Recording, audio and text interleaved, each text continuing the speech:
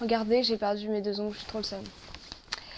Bref, je m'éparpille. Oh là là.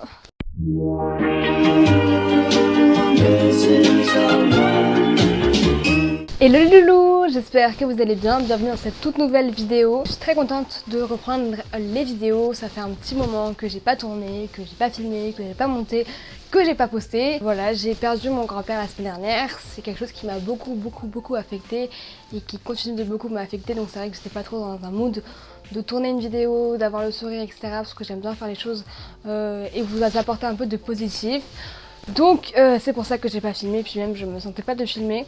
Du coup aujourd'hui on se retrouve pour une vidéo que vous m'avez beaucoup demandé. C'est une vidéo sur laquelle je travaille depuis un petit moment. J'ai fait beaucoup de recherches pour pas vous dire de bêtises, pour être totalement claire. Mais il y a beaucoup de gens qui ne savent pas faire la différence entre plusieurs troubles du comportement alimentaire et je trouve ça hyper important de clarifier ça dans une vidéo. Comme ça au moins c'est clair. On va parler aujourd'hui de 6 troubles du comportement alimentaire et encore, voilà, c'est vraiment les principaux, ceux sur lesquels je trouve que c'est important de se baser, etc. Je trouve ça important de parler de 3 autres troubles qui sont un peu moins connus, qui sont un peu moins mis en avant dans la société, etc. Déjà que les troubles du comportement alimentaire, c'est pas énormément mis en avant. Je parle beaucoup trop vite.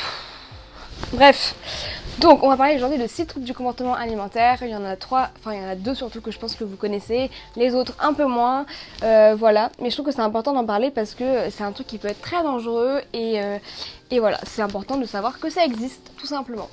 Donc pour commencer cette vidéo, on va parler d'un trouble du comportement alimentaire dont j'ai été malade. Du coup que vous connaissez peut-être si vous me suivez depuis longtemps, mais on va parler de l'anorexie mentale. Donc, l'anorexie mentale, c'est quoi? Déjà, si vous voulez savoir vraiment toute mon histoire, tout mon parcours, etc., je vous invite tout simplement à aller dans le petit i juste ici, où il y a ma vidéo qui s'appelle Mon anorexie sans filtre, où je vous parle vraiment de toute la maladie, vraiment, je vous raconte tout. Et je fais d'autres vidéos à ce sujet sur ma chaîne, donc si ça vous intéresse, n'hésitez pas à aller voir.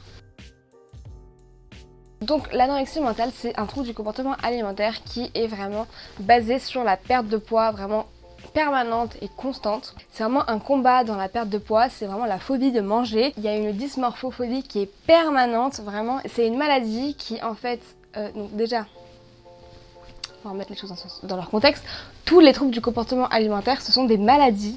Et en fait, c'est vraiment le fait voilà, de pas manger, de très peu manger, d'avoir quelque chose dans votre cerveau qui vous pousse à vraiment contrôler votre corps et votre poids en permanence. C'est vraiment le fait que ce soit permanent, que ce soit pas vraiment une fois tous les 3 mois, c'est vraiment le fait que ce soit permanent tout le temps dans vos pensées, etc. Voilà, il y a une sensation de bien-être qui est éphémère, très éphémère quand on a une perte de poids, c'est-à-dire qu'on va perdre du poids et on va le voir sur la balance ou sur notre corps et on va être content, mais ça va être un sentiment très rapide parce qu'après on a besoin de reperdre encore et de reperdre vraiment, voilà. Et du coup ça fait partie aussi du fait de la dysmorphophobie, donc le fait de ne pas se voir du tout comme on est vraiment, et voilà. Du coup, il faut savoir qu'il y a 2 anorexies mentales différentes. Donc il y a l'anorexie restrictive, donc c'est le fait de manger très peu ou pas du tout, voilà. Et il y a l'anorexie vomitive qui est le fait, voilà, de se purger après un repas et de vomir en fait. Cette anorexie, elle amène des gros problèmes de santé comme tous les troubles du comportement alimentaire dont je vais vous parler. Voilà, ça peut être des gros problèmes cardiaques, ça peut être des problèmes au niveau de la dentition, ça peut être des problèmes au niveau de l'intestin, ça peut être des problèmes au niveau des dents, voilà, je viens de le dire. Ça peut être des problèmes au niveau de l'aménorrhée, donc l'aménorrhée c'est le fait de perdre ses règles. Il y a une énorme baisse de potassium qui est due au fait déjà de ne pas manger et aussi au fait des vomissements parce que ça joue beaucoup là-dessus. Je vais vous parler de 3 petits trucs qui peuvent être une caractéristique de quelqu'un qui peut tomber dans l'anorexie. C'est quelqu'un qui est très perfectionniste. C'est vraiment un des caractères majeurs de cette maladie parce qu'on a besoin d'être tout le temps dans le contrôle, de tout contrôler, de tout maîtriser. C'est vraiment quelque chose qui revient énormément dans la maladie. La plupart des gens aussi qui sont atteints de cette maladie ont une estime de soi qui est proche de 0, vraiment on ne s'estime pas du tout, voilà. Aujourd'hui ça va beaucoup mieux là-dessus, mais c'est quelque chose vraiment qui est à prendre en compte parce que c'est un problème majeur. Et puis aussi, il faut savoir que l'anorexie peut aussi être causée par un dysfonctionnement dans le cerveau qui s'appelle la sérotonine. Donc la sérotonine, c'est quoi? C'est en fait les sensations qui relient en fait le cerveau à notre intestin, tout ce qui est la sensation de faim, la sensation de satiété, tout ça, ça peut aussi être lié à cette maladie. Voilà pour la partie anorexie. J'espère que ça vous aura aidé, que ça vous aura un petit peu éclairci. Si jamais vous avez des questions, dans tous les cas, n'hésitez pas à me les poser en commentaire ou sur Instagram. Franchement, aucun souci, je suis open. On va passer maintenant à la deuxième partie de cette vidéo qui va être basée sur la boulimie. Donc là c'est vraiment les deux gros troubles du comportement alimentaire dont on entend le plus parler, même si je le répète mais pour moi, selon moi, on n'en parle vraiment pas assez. On va parler donc de la boulimie. Donc la boulimie, c'est quoi? C'est le fait de faire des crises de boulimie assez régulièrement ou des crises de suralimentation où on va passer des heures à s'alimenter, à faire des compulsions vraiment, à engendrer une quantité de nourriture qui est assez incroyable. Et vraiment c'est quelque chose de très extrême. C'est tout simplement une perte de contrôle de soi et de son alimentation pendant une crise, et en fait ça va engendrer une culpabilité énorme, vraiment énorme, et du coup la boulimie va engendrer après cette culpabilité des comportements compensatoires. C'est-à-dire, en général, un boulimique va se faire vomir derrière. Il faut savoir que se faire vomir, c'est très dangereux pour le corps. Ou faire énormément de sport. C'est également un comportement très compensatoire de faire beaucoup de sport pour éliminer au maximum tout ce qu'on a ingéré. Une personne boulimique a un poids relativement normal. Ça se voit pas physiquement, mais il peut y avoir dans le corps beaucoup de séquelles suite à ce genre de comportement alimentaire qui est la boulimie. On va parler aussi des caractéristiques du coup de quelqu'un qui est malade. C'est quelqu'un qui déjà rejette énormément son corps, qui ne supporte pas son corps et qui encore une fois a une très faible estime de lui-même. Vraiment c'est hyper ça revient beaucoup, l'estime de soi de toute façon dans tous les troubles du comportement alimentaire. Les personnes qui en sont atteintes sont souvent en combat en fait avec elles-mêmes tout le temps. Déjà ce sont des maladies, donc c'est un combat sans cesse, vraiment il faut le rappeler et le rappeler, ce sont des maladies, donc ce n'est pas de votre faute si vous êtes atteint de ces troubles, vous ne l'avez pas choisi, malheureusement c'est quelque chose qui arrive. Il faut aussi savoir que la boulimie ça peut aussi être des personnes qui ont des difficultés à cerner leurs ressentis. Ça peut être vraiment tout type de ressenti, mais c'est souvent dans ce cas de figure-là qui est la boulimie, il y a une difficulté à cerner la sensation de faim, la sensation de satiété, encore une fois, qui revient un petit peu à la sérotonine dont je vous parlais tout à l'heure. La boulimie, ça amène aussi énormément de problèmes de santé quand ça dure dans le temps, comme les problèmes d'intestin, les problèmes de cœur, les problèmes de foie, etc. Mais aussi, il faut savoir que le fait de vomir très souvent, c'est très dangereux pour la santé, que ce soit au niveau du potassium, comme je le disais tout à l'heure, ou au niveau de l'intestin, au niveau de votre gorge, de votre dent, ça peut être vraiment très dangereux, donc il faut vraiment faire bien attention à ça et se faire suivre si jamais vous êtes dans ce cas-là. Il faut vraiment se faire suivre et gérer et apprendre à gérer cette maladie avec un psychiatre, un médecin, un psychologue, et vraiment c'est très important. On va parler ensuite du troisième trouble du comportement alimentaire de cette vidéo, qui est l'hyperphagie. Donc l'hyperphagie, c'est un trouble du comportement alimentaire qui est aussi, je pense, pas assez connu à mon sens, parce que j'en entends parler depuis que je suis un peu dans ce comment dire, je suis beaucoup de comptes qui traitent des troubles du comportement alimentaire, etc. Mais sans m'intéresser vraiment à ça, je pense que j'aurais jamais connu ce mot-là. Donc l'hyperphagie ou l'hyperphagie boulimique, il y a deux termes. C'est une maladie ou un trouble du comportement alimentaire qui est très proche de la boulimie. Donc il y a beaucoup de gens qui ne savent pas différencier en fait les deux. La différence majeure, c'est que ce sont des personnes qui vont ingérer une quantité de nourriture énorme, comme pour combler un manque ou leur solitude, et en fait qui vont derrière ne pas avoir de comportement compensatoire comme on peut retrouver dans la boulimie, que ce soit le sport ou les vomissements, ça n'existe pas. Les personnes qui souffrent d'hyperphagie sont assez souvent en surpoids, voire en obésité. C'est vraiment le signe d'un manque de confiance en soi et d'un manque d'estime de soi. Ça va revenir très souvent dans cette vidéo, mais c'est vraiment le point clé en fait. C'est vraiment l'estime de soi. Et moi je l'ai ressenti aussi énormément. L'hyperphagie, elle va engendrer surtout des problèmes que le surpoids peut engendrer, mais aussi ça va engendrer de la nervosité, beaucoup, ça revient beaucoup, du mal-être, voilà. De toute façon, les personnes qui souffrent de troubles du comportement alimentaire ont souvent un mal-être énorme. Il faut aussi savoir que l'hyperphagie, c'est beaucoup de nourriture riche et c'est souvent une nourriture que les personnes atteintes d'hyperphagie ne vont pas mastiquer, ne vont pas savourer, c'est vraiment du gavage.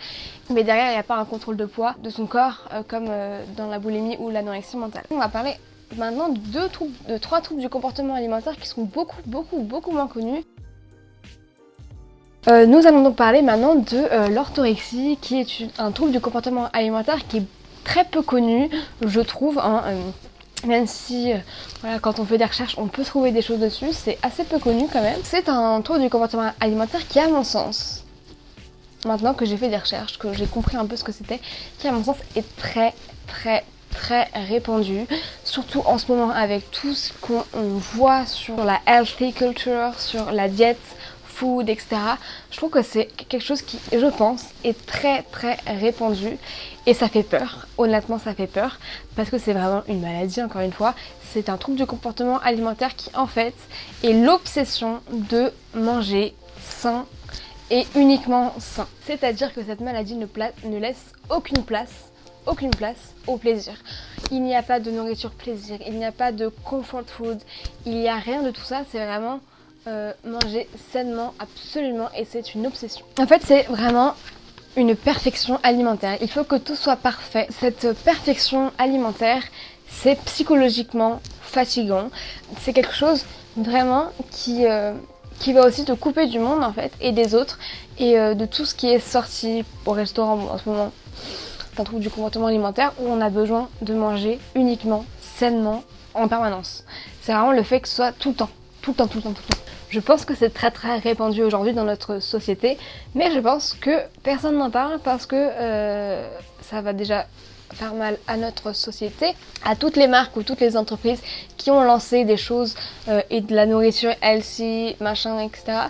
Et je pense que dans quelques années, on va en reparler et vous allez voir que ce chiffre-là de personnes atteintes d'orthorexie vont considérablement augmenter. Je vais vous parler d'un truc, vraiment, je n'avais jamais entendu parler de ce truc, mais jamais. Ça s'appelle le pica. Alors le pica, c'est un trouble du comportement alimentaire qui est très peu connu, mais vraiment très peu connu. Ce nom-là, je ne l'avais jamais entendu, je ne le vois pas du tout sur Instagram, je ne le vois nulle part, à part quand on fait des recherches, encore une fois. Le pica, c'est un trouble du comportement alimentaire qui fait que vous ingérez durablement des choses non comestibles, comme de la terre, de la craie, de la colle, du plastique ou des cheveux. C'est vraiment ce genre de choses-là qui n'est pas destiné à être mangé que les personnes atteintes de ce trouble du comportement alimentaire-là vont manger. Comme ça, vous allez me dire, mais c'est quoi ce truc de malade? Mais franchement, écoutez bien. Il faut savoir déjà que c'est une maladie qui est assez fréquente chez les jeunes enfants, surtout quand ils sont tout petits et qu'ils ne savent pas encore faire la différence entre ce qu'on peut manger ou ce qu'on ne peut pas manger. Il y a beaucoup d'enfants qui vont ingurgiter des cailloux, des pierres, de la colle, voilà, de la terre, de l'herbe, enfin tout ce genre de choses là. Ça peut être très dangereux, donc c'est vraiment quelque chose à faire attention et surtout à lui dire directement que c'est mal, parce qu'en fait si ça continue, il va garder en tête ce que c'est fait pour être mangé et du coup au fur et à mesure de sa vie ça va être très dangereux. Donc c'est assez fréquent chez les enfants, mais c'est aussi fréquent chez d'autres personnes. Il paraît que cette maladie elle est très fréquente chez les jeunes filles en fait, qui vont être en permanence en train de mâcher leurs cheveux. Donc c'est surtout des filles qui ont des cheveux très longs mais qui vont être comme ça, et en fait sans s'en rendre compte, elles vont manger des cheveux, mais beaucoup. Et en fait, ça va devenir un peu une manie, un toc.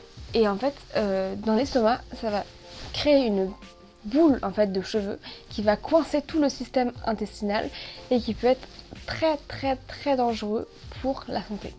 Donc vraiment ça, c'est un truc à faire attention. Ce trouble du comportement alimentaire dépend aussi vachement du milieu social et du milieu culturel dans lequel vous êtes né, de l'environnement, de votre état mental, etc.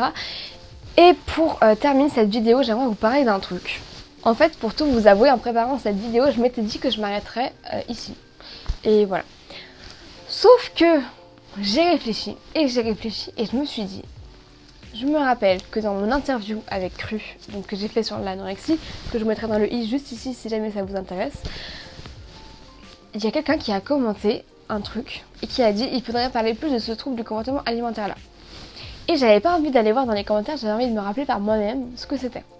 Et du coup je me suis rappelé, c'est la néophobie. La néophobie, c'est quoi? C'est un trouble du comportement alimentaire qui d'ailleurs touche vachement plus les jeunes enfants mais de plus en plus les adultes. C'est vraiment la peur et la phobie même de manger des choses nouvelles et en fait ça va engendrer surtout une exclusion sociale énorme parce que comme pour l'orthorexie vous mangez toujours la même chose, donc tout ce qui est restaurant ou dîner entre amis etc, ça vous fait sûrement peur, enfin ça fait sûrement peur. Pourquoi je dis vous? C'est aussi une maladie qui engendre pas mal de carences. Vu que vous mangez toujours la même chose et que c'est très important pour votre corps d'avoir une alimentation diversifiée et variée, ça engendre beaucoup de carences. Donc voilà, cette vidéo est terminée. J'espère qu'elle vous aura plu. J'espère que ça a été assez complet, mais je pense que oui, franchement, j'avais pris beaucoup de notes. Je pense que c'est assez clair. Je pense avoir tout dit. Ah, parmi mes nombreuses recherches, j'ai vu qu'il existait un test qui s'appelle le test HIT26. Donc je vous le mettrai ici. C'est en fait un test avec 26 questions.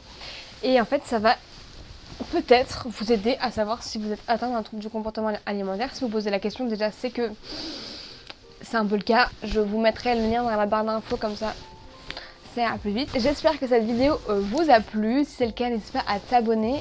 C'est gratuit et ça fait trop plaisir parce que là on est de plus en plus nombreux. Bientôt les 2K. Franchement trop hâte, c'est trop cool. N'hésitez pas aussi à mettre un petit pouce bleu, franchement voilà c'est cool. D'ailleurs j'ai vu que sur la vidéo de l'anorexie, où j'ai bientôt 80 000 vues, soit dit en passant, c'est incroyable. Il y a quand même 28 pouces en bas. Genre comment on peut mettre 28 pouces en bas sur une vidéo comme ça, genre je comprends pas. Bref, peu importe, les haters à la poubelle. N'hésitez pas aussi à me suivre sur Instagram. J'essaye d'être un peu plus active que d'habitude. Donc voilà, bah écoutez, c'est déjà l'heure de se quitter. Je suis trop triste parce que j'avais trop envie de tourner pendant longtemps, mais bon là ça fait déjà 26 minutes que je tourne. Donc bon, on va peut-être s'arrêter là. Voilà mes petits choux, on se retrouve la semaine prochaine, j'espère. On croise les doigts parce que la semaine prochaine j'ai école en présentiel toute la semaine. Donc j'avoue, ça va être un peu chaud de faire des vidéos. Mais bon, je vais trouver une solution, je vais me sortir un peu les doigts du huc et me bouger parce que j'ai une liste de vidéos qui est assez énorme, voilà. En tout cas, merci d'avoir vu cette vidéo jusqu'à la fin. C'était encore là, c'était le best du best. Et franchement, bravo. Voilà, je vous fais plein de gros bisous. On se retrouve très vite pour une prochaine vidéo. Bye!